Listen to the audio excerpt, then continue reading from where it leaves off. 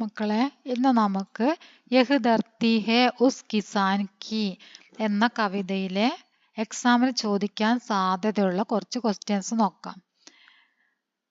കവി കോൻ ഹേ, അതായത് യഹ് ധർത്തി ഹേ ഉസ് കിസാൻ കി എന്ന കവിതയിലെ കവി എന്ന കവിത എഴുതിയത് ആരാണ് എന്നാണ് ചോദിക്കുന്നത്.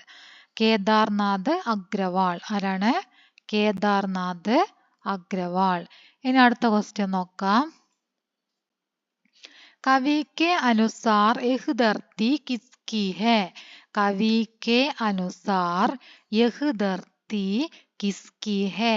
കവിയുടെ അഭിപ്രായത്തിൽ ഈ ഭൂമി ആരുടേതാണ്? ആരുടേതാണ്? കിസാൻ കി അല്ലേ? കിസാൻ കി. എന്താണ്?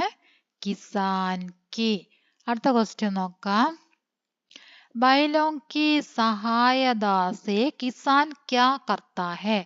കാളകളുടെ സഹായത്തോടെ കർഷകൻ എന്താണ് ചെയ്യുന്നത്?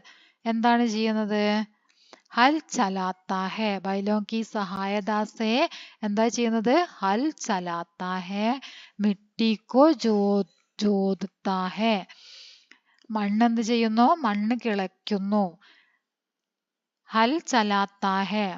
കാളയുടെ സഹായത്തോടെ കലപ്പ വെച്ച് ചലിപ്പിച്ചിട്ട് മണ്ണ് കിളയ്ക്കുന്നു എന്നാണ് പറഞ്ഞത്. അടുത്ത ക്വസ്റ്റ്യൻ നോക്കാം.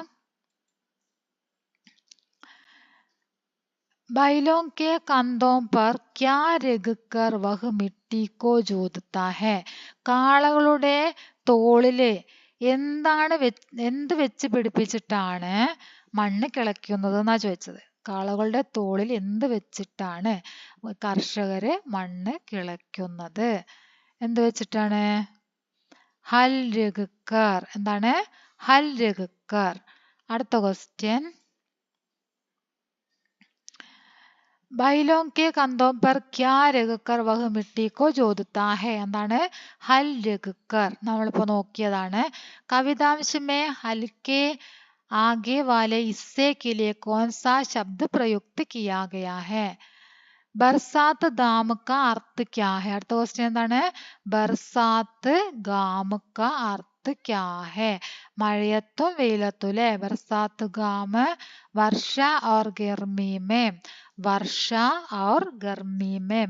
बरसात गाम वर्षा और गर्मी में. गर्म हवा किसान पर क्या प्रभाव डालती है? गर्म हवा किसान पर क्या प्रभाव डालती है? അതിന്റെ ആൻസർ ബഹുത്ത് പരേശാൻ കർത്താ ഹേ എന്നാണ്. എന്താണ്? ബഹുത്ത് പരേശാൻ കർത്താ ഹേ. അതാണ് അതിന്റെ ആൻസർ. ബഹുത്ത് പരേശാൻ കർത്താ ഹേ. ഗരം ഹവ കിസാൻ പർ ക്യാ പ്രഭാവ് ഡാൽത്തി ഹേ? ഗൂൻ ചാട്ന എന്നതിന്റെ അർത്ഥം എന്താണെന്നാണ് അടുത്ത ക്വസ്റ്റ്യൻ. ഗൂൻ ചാട്ന സേ ക്യാ താത്പര്യ ഹേ? ഗൂൻ ചാട്ന സേ ക്യാ താത്പര്യ ഹേ? ഗൂൻ ചാട്ന ബഹുത്ത് പരേശാൻ കർന.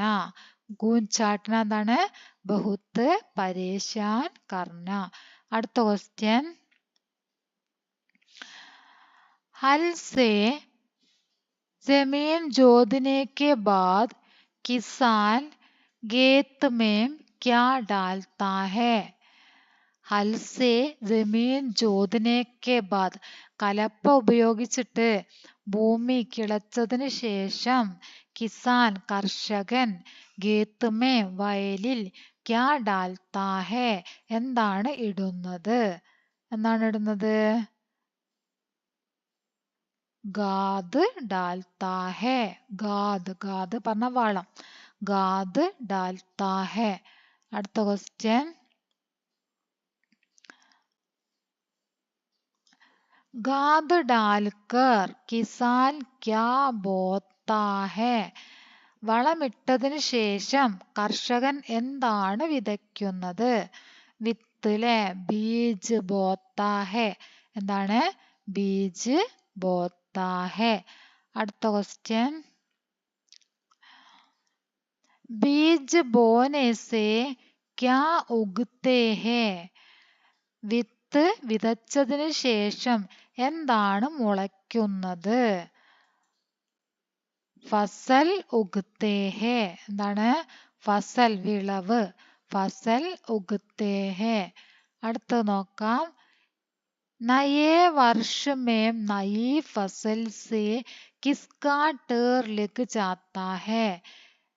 പുതുവർഷത്തില് പുതിയ വിളവ്. കിസ്കാ ടേർ എന്തിന്റെ കൂനയാണ്? ഒരു കൂനയായിട്ട് കർഷകർ ഉണ്ടാക്കി എന്ന് പറഞ്ഞാൽ എന്തിന്റെ കൂനയാണ് അവർ ഉണ്ടാക്കുന്നത്? പുതുവർഷത്തിലേക്ക് വേണ്ടിയിട്ട് വലിയ കൂനയായിട്ട് അവർ ഉണ്ടാക്കുന്നത് എന്താണ്? എന്താണ്? ധാന്യം അല്ലേ? അന്നക്കാ ടേർ. അന്നത്തിന്റെ ടേർ. അന്നത്തിന്റെ കൂന. അന്നത്തിന്റെ കൂമ്പാരമാണ് ഉണ്ടാക്കുന്നത്. അടുത്ത ക്വസ്റ്റ്യൻ.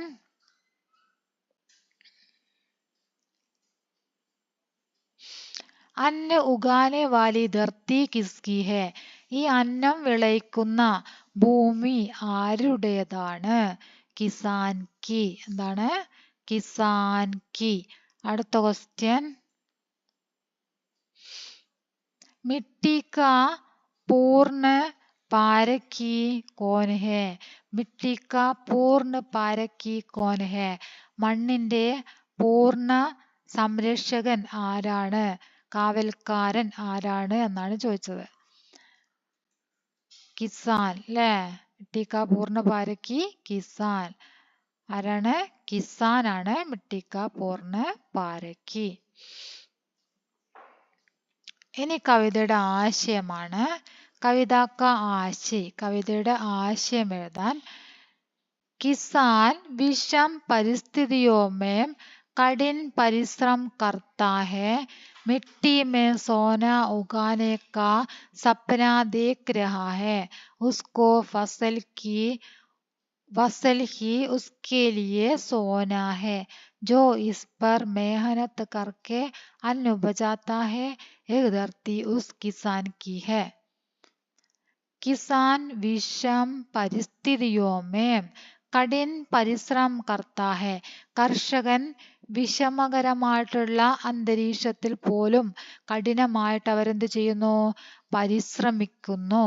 മിट्टी में सोना उगाने का सपना देख रहा है.